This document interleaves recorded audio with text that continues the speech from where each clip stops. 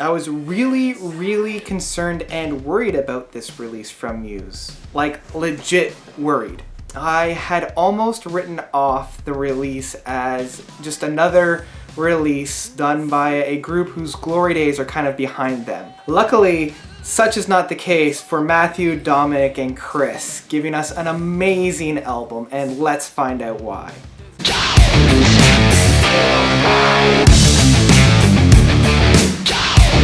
Hello, I'm Notes, and have you ever had one of those releases where the singles that they had released to promote an album didn't get you excited at all?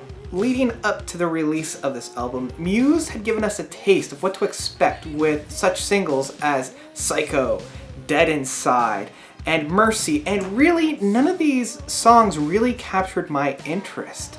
I have to be perfectly honest, when they released Psycho, I was actually pretty disappointed. I felt like the main riff was a little bit generic.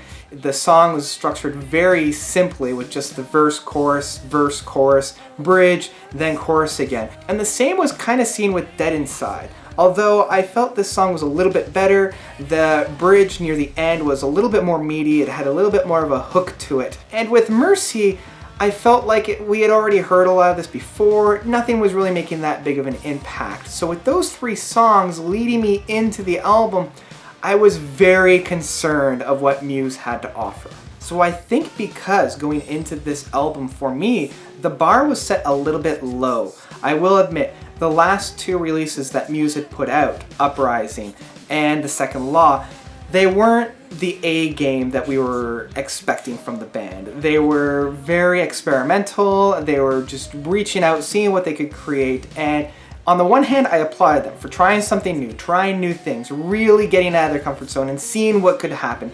But on the other hand, it didn't quite work the same way that Origins of Symmetry or Absolution or even Black Holes and Revelations. So the album is really good. I guess that's the cap off. The album is really good. And I think part of the reason is the overall feel of the album is very whole.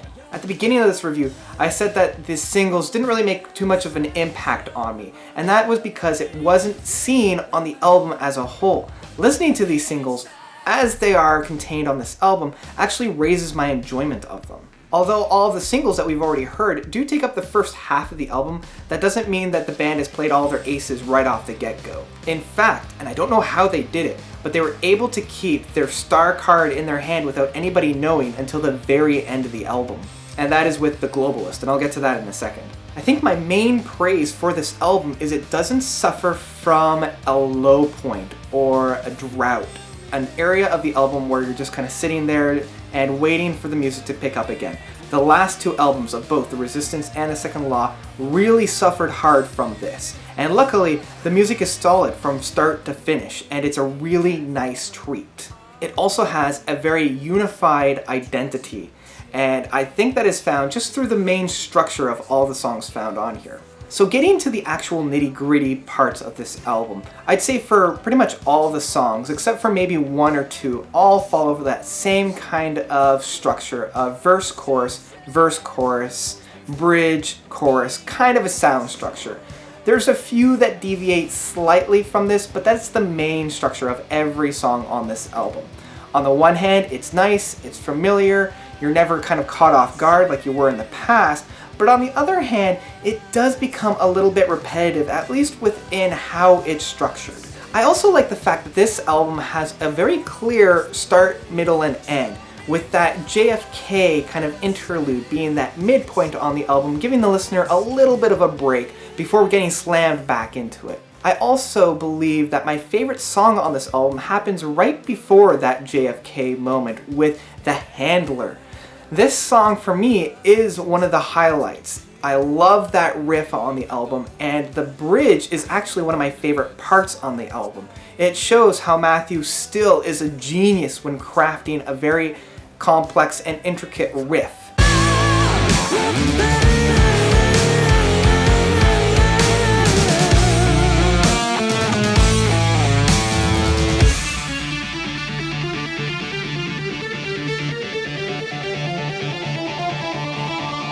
And this is why I always come back to Muse with those really powerful riffs and those really meaty hooks. On the second half, we have Deflector, and this is kind of coming right off of that JFK speech, and actually ends with that bookend of that JFK speech.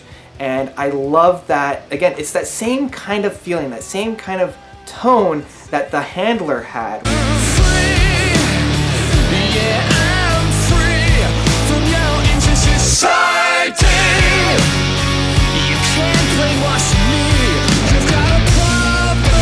You know, it really gets the foot tapping, and it's a really hard-hitting rock song. Now, there is a little bit of a low point with Revolt and Aftermath. These songs are a little bit slower. They bring the tempo and whatnot down just a hair, just to kind of catch your breath before we get into that really prized jewel of the album, of the Globalist, which again, I'll get to in a moment. But it does feel as though this is a lower point. Not necessarily bringing the album down, but it is a little bit of a lower point. I felt as though Aftermath felt very akin to Resistance. I felt like this song could really fit on that album. That comes with all the positive and negative connotations of it. So I've been kind of dancing around the Globalist, so I really need to get into this and dive into it. It is a longer song, clocking it at just over 10 minutes. And Muse is no stranger to these longer stretch of songs. We've already seen it with Knights of Sidonia. We saw it with the Second Law Part 1 and 2. And we also saw it with the Exogenesis Symphony that the band created. I think out of all of them, this one's about the midpoint. I really love the beginning of the song, as well as the middle section. That is where the song really shines. It starts off very melodic. You know something's coming up over the horizon. You can almost see the sun coming up through the beginning part of this.